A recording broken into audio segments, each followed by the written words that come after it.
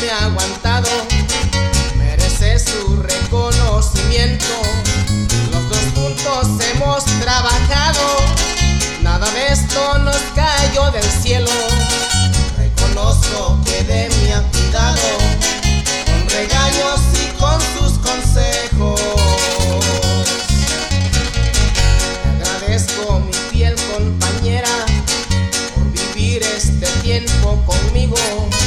A pesar de que no tenía nada, tú siempre quisiste mi cariño. Pero Dios nos ha recompensado y ahora yo lo comparto contigo.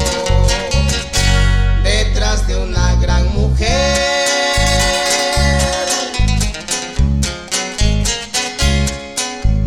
está también un gran hombre.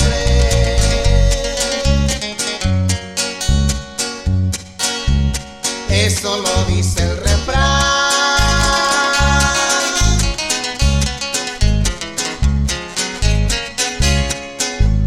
y muchos ya lo conocen.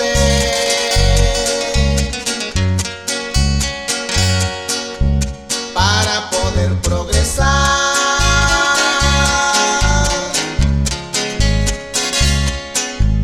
el trabajo es el soporte.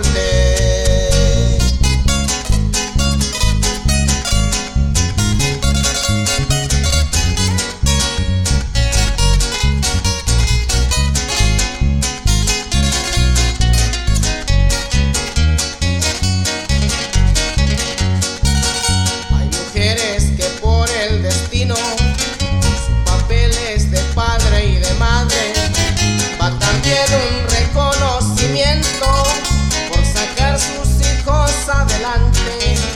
En un tiempo vivieron felices y es muy triste no tener a un padre. Te agradezco, mi fiel compañera, por vivir este tiempo conmigo. A pesar de que no tenía nada, tú siempre quisiste mi cariño. Pero Dios nos ha recompensado y ahora yo lo comparto contigo. Detrás de una gran mujer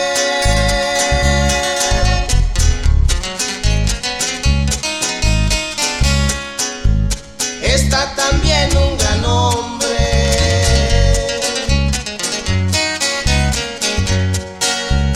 Eso lo dice el refrán,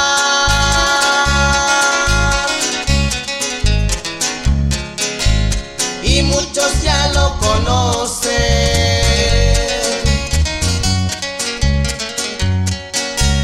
Para poder progresar,